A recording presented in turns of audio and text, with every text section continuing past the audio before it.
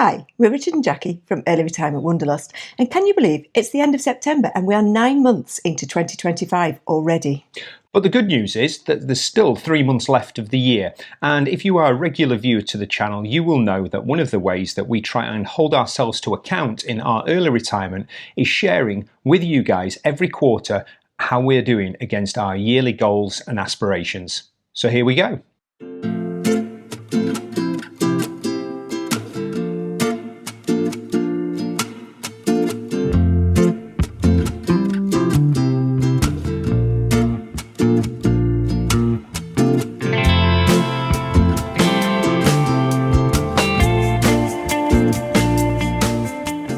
As you can see, we're actually back in the UK, and it's great to be back in our comfy home and sat on the sofa doing these chats.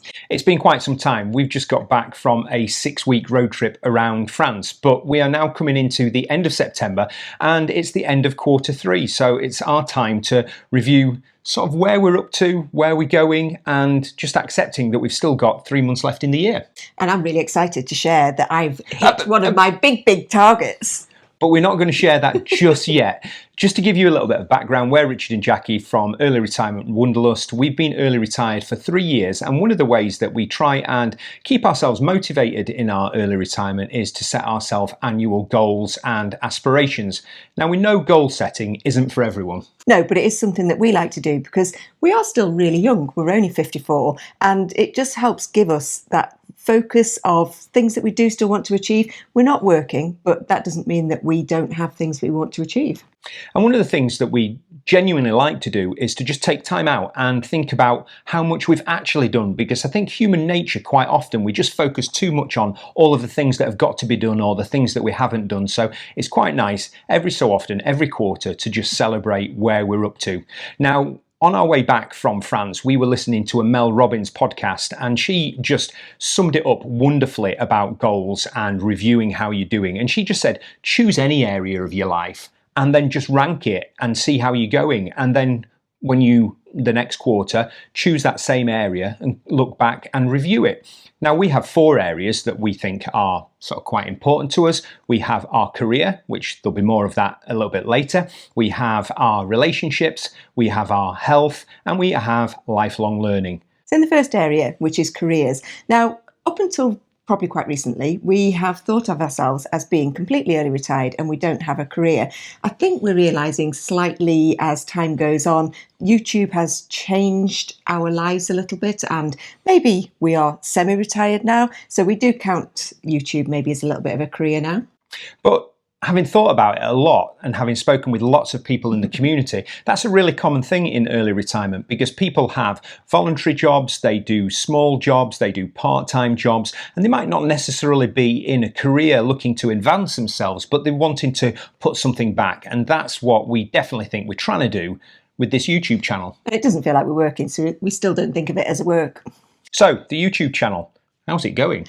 Well, we say this every time we do a quarterly review, it is still just going from strength to strength, and we just are still absolutely blown away by the support that we get, the community that we've built up. We are now at just under 32,000 subscribers. I think when we first set out, we would have been happy if we'd got 1,000, maybe 2,000 subscribers and just had a little community that ticked along. So that's really surprised us and just continues to grow. So thank you to everyone that does watch us regularly and subscribe. And one of the big things that we've realised when we were out in Europe, we think that we didn't go to any campsites where we didn't meet subscribers. And that has blown our mind. But it's so wonderful, because we've talked about this a little bit before, that we are quite shy people and it's not always easy to break conversations with people. But when people come up to you and say, oh, I've seen you on YouTube, it's just a really good opportunity to meet new, like-minded people that are just really enthusiastic about the things that we like. Yeah, we've had a couple of nights where we've just sat and had a couple of drinks with people, and it's turned into quite a nice social thing that we meet people on the road and have people to chat to. And if you'd have said 3 years ago, when we were sweating it in front of the camera for our first few videos, or for our first 100 videos, that we would have got to a position like that, yeah, it was just one of the soft side effects of YouTube, and one thing that we're eternally grateful for. Another really good side effect from YouTube that we never perceived would happen is that people have started reaching out to us, and we have just tentatively put our toes in the water in terms of collaboration. Now, you know our views on collaboration. We will not do things that we don't truly believe in or promote goods or businesses that we'd never actually use. But our first true collaboration has been with No Fuss Travel Guides and Robbie Roams. Yeah, it does feel quite strange. We actually only ever met Robbie for the first time in February at the NEC show, and I'm not actually sure he quite knew who we were when we were chatting away to him. But from there, it seems that we've formed quite a good collaboration. We have really enjoyed using his travel guides extensively on some of our road trips, and I know from feedback from you as subscribers, if you've bought any of his travel books, that you've really enjoyed finding some of the hidden places that he highlights in there. So we've had a good few months collaborating with his books, and there may be some other exciting projects that may come up in the 2026. We can't possibly talk about that just yet, but there's stuff in the pipeline that we're really, really excited about with Robbie Roams and future collaborations. So that's really exciting. Another big thing for us this year was to get hold of our new van, and literally this morning we've just had a phone call from Loudhams to say that our van has made its way off the production line. It has all been passed in Germany and it is threading its way to the UK. Oh, so exciting. Hopefully within 2 to 3 weeks it'll be in the country, and we've just got a few bits and pieces that we want adding to the specifications of it. It doesn't come with a radio. Strangely, it's just got an empty plastic box there. So yeah, very exciting times with the van. You might want to rattle on about radios, but I'm concerned that it doesn't come with a barbecue point. So we've got to sort that out first before we start sorting radios out. And it sounds like this video is going to be a whole series of teasers, and that's not what we've got planned. But if you've been following the channel, you'll know that we are trying to respond to you as a community who have raised some interest in potential merchandise. Now, we thought that was going to be really, really simple, but our niece Ellie, who's a graphic designer, is working frantically on some designs so that we can get stuff in place over the course of the next quarter, because obviously Christmas is coming. But that's a really exciting thing, and it's something that we've never been exposed to before. No, it's quite exciting looking at what kind of t-shirts that I would really like to be wearing next year. So we found a great company. They've got some really nice t-shirt designs that I like in colours that I like. So we've just got to choose the different t-shirts and maybe sweatshirt designs that we would like. Ellie's got the actual logos that she's developing for us. So I'm quite excited to be able to wear some of our own products next year. And talking about t-shirts, and talking about excitement. Richard is beyond excited. He's not just happy, he was ecstatic when we got this email. And there's no tease about this. This is absolutely incredible. If you've watched the channel for the last 3 years, you will know that I have a slight obsession with merino wear and Isobar merino. I'm actually wearing one of their t-shirts now. I don't know whether people realise that, but I wear it all the time. I wear it to death. My annual Christmas present is 3 new t-shirts. It is. And then imagine my surprise.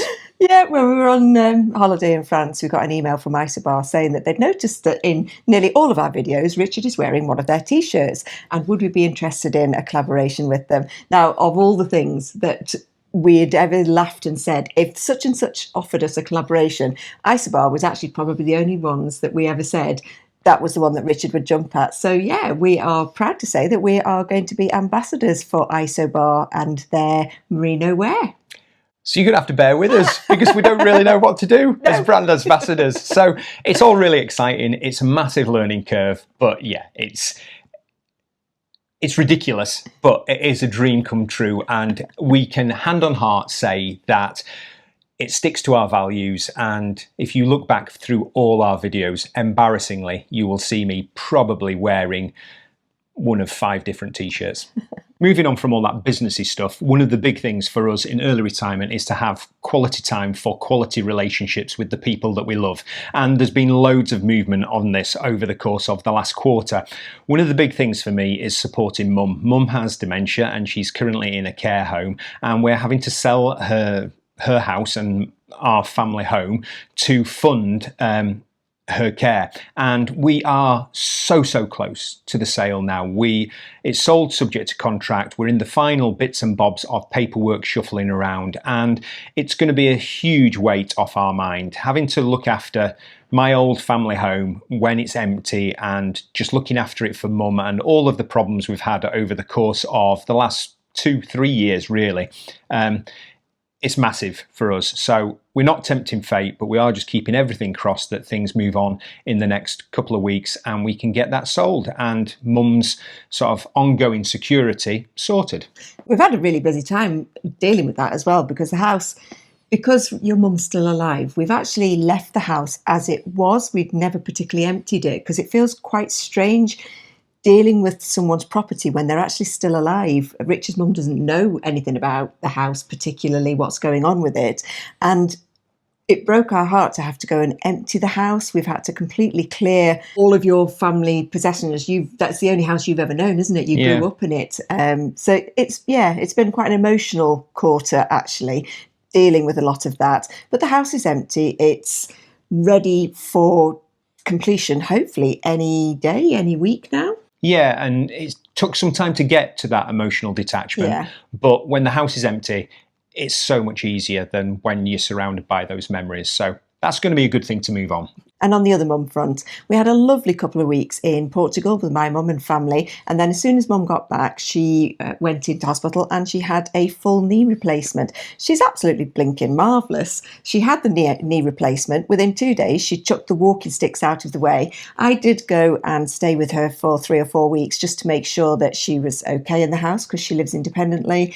I think I got under her feet after a couple of weeks and she was a bit fed up of me, but I had a really lovely time with her. Richard went off doing his own thing and me and mum had some great sort of chats, meals and cheeky nights out in restaurants, which I don't do very often. So yeah, it's been lovely. And then the last thing we said was for 2025, we were acutely aware that in our early retirement, we spend a lot of time together. We spend all our time together, in fact. And we said in 2025, we wanted to have some quality time together, but also some quality time apart. And this summer was the opportunity for that. It was. I was down in Cheshire with mum for, like I said, the best part of 3 to 4 weeks.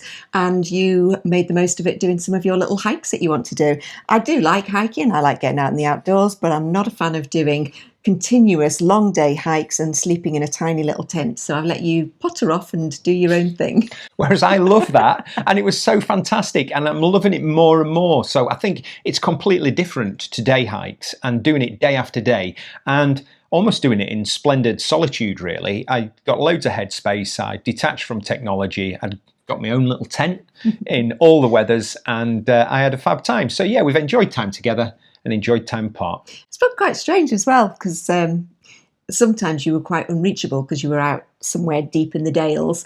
Occasionally I got very sad phone calls that it was very wet and drizzly and cold and miserable. Sometimes I just got a nice message saying it's absolutely beautiful. Look at this view that I've woken up to. But the absence does make the heart grow fonder. So it was lovely being apart, but it was nice when we were back together. Yeah. In terms of our health category, we've come to the conclusion over the course of the last few months that we, in this area in particular, beat ourselves up unnecessarily. And we set ourselves really quite challenging targets that it's not really that important that we meet because we need to look at health holistically. And we are really active. We do get out there. We do stuff. We are on the go constantly. And in the grand scheme of health, we think that we're doing all right. Yeah, we do get, like Richard said, we're out and about, we hike quite a lot.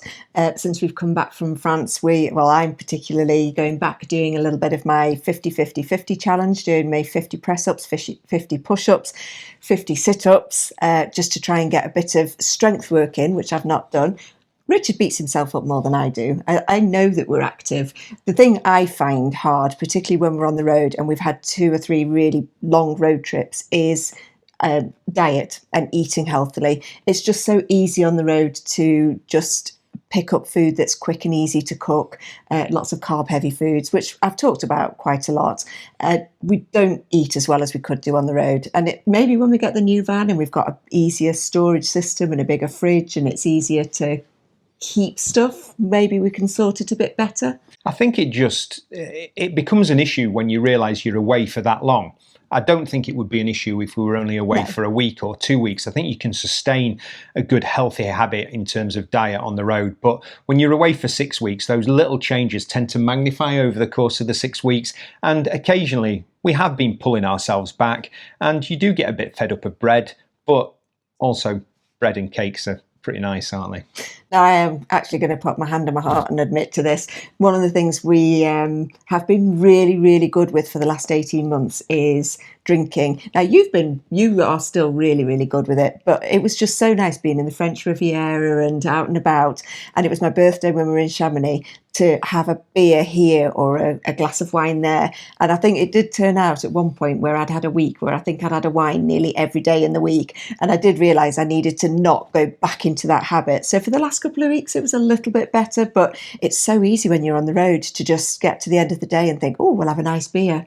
So that's something to just watch out for a little bit. And it's okay, I think, for it to be tempting, because you're out in these beautiful places, the sun is cracking the flags, and of course, Richard loves rosé, so there's the temptation to crack a cold rosé at every corner.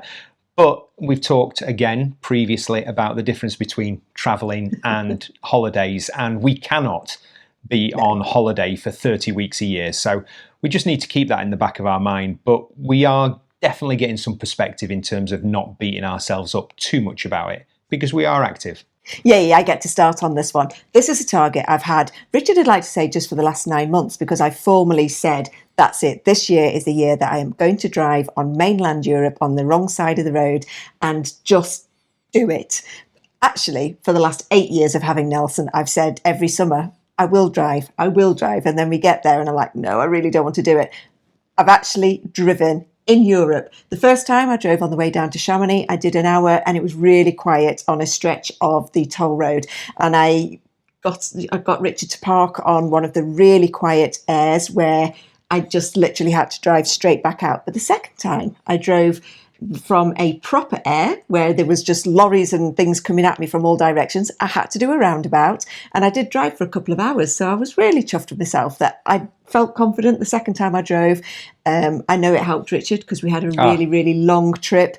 But yeah, I've still got to maybe next time say my target is to drive in a town or in villages, not on the toll roads, but at least I know I can do it now. The next target for me is also going to have to be, I've never driven an automatic car and the new van is automatic. So yeah, I'm not going to go backwards though. I will still drive, particularly on the tolls, to help you. In terms of personal development for me, I've touched on it a little bit before. It was to do with my trekking experiences. So I did a trek last year. I did the Dales Highway and it was pretty hard going. It was my first long distance trek. My feet were wrecked. It was a hard experience. So I vowed in 2025 I would be much better prepared for that. And I did the Heriot Way, which was a nice 4-day trek. And then I did the Dales Highway, which was much more challenging. I think I did it in 6 days, but it was just wonderful. And that opportunity to get out into the wilds, have some time with yourself and just carry everything you need on your back. It was just fantastic and something that I am loving more and more. So in the lead up to Christmas, I'll be thinking about what books I need to be getting for my Christmas present in terms of treks for next year. So very excited about that. This next thing is something I don't think either of us probably even put into our goals and our goal setting for this year, but it's something that we've actually had to really learn and get used to quite quickly, and that is putting a little bit of a business head on. We've already talked about the fact that we have done a couple of collaborations, one with Robbie Rome's and No Fuss Travel Guides, and obviously when we were approached very excitedly with Isobar, but we have not got a clue. They were asking us for all sorts of data information packs and collaborator packs, and we're like, we've no idea what they are. What do you put in one? What do we do? What do we say? So we're having to put ourselves on a little bit of a journey to learn a little bit more about that. It's not something we thought we'd ever particularly need to use. No, we're just stumbling merrily into it and like a couple of village idiots, and they are guiding us along the way, which is wonderful. What we don't want to do is to lose the core values of the channel, and we are absolutely adamant that Early Retirement Wanderlust will not become a glorified shopping channel, and we are going to stay to those true core values of only ever collaborating with things that we truly believe in. And You cannot believe the number of offers that we get seemingly on a daily basis for a whole host of things, and we just knock them back because it's not appropriate for the channel. Q3, what an amazing quarter. Of course, me getting my target of driving has been the highlight of it, not Isobar offering to send Richard a couple of T-shirts and make him a brand ambassador. I think it's a little bit more than a couple of T-shirts, because we've got to behave like brand ambassadors now, and we can't talk about things like that, can we? We can. It's been really exciting, and you can probably tell we're giddy with excitement for Q4. And what a fantastic thing that is. You know, we're coming into the end of 2025 and we've still got our enthusiasm for it, still got our drive for pushing things forward. And it's so exciting because we just do not know what's going to happen. We do. The van is going to arrive in the next 2 or 3 weeks, and I've been saving some of our YouTube earnings in a little pot so that I can buy some nice things for the van. So the next few weeks are going to be spent just equipping out and thinking of a name for the new van. That's going to be a big thing as well. We have actually bought our first item for the van, and you'll all be pleased to know you'll still be able to recognise us on campsites, because we decided we would go for the same rainbow screens, bright orange, thermal front cover for the van, because obviously we'll need it when we're skiing. It does come with internal blinds, so really excited you'll be able to spot us. So we want you to come along with all of that. So in terms of content, it's going to be, I think, really quite exciting, because we've got a lot to learn about new vans. You know, I, for one, am having already anxiety about how toilet and chemical systems work in vans and how hot water systems work. Who knows what we're going to find out over the course of the next 3 months.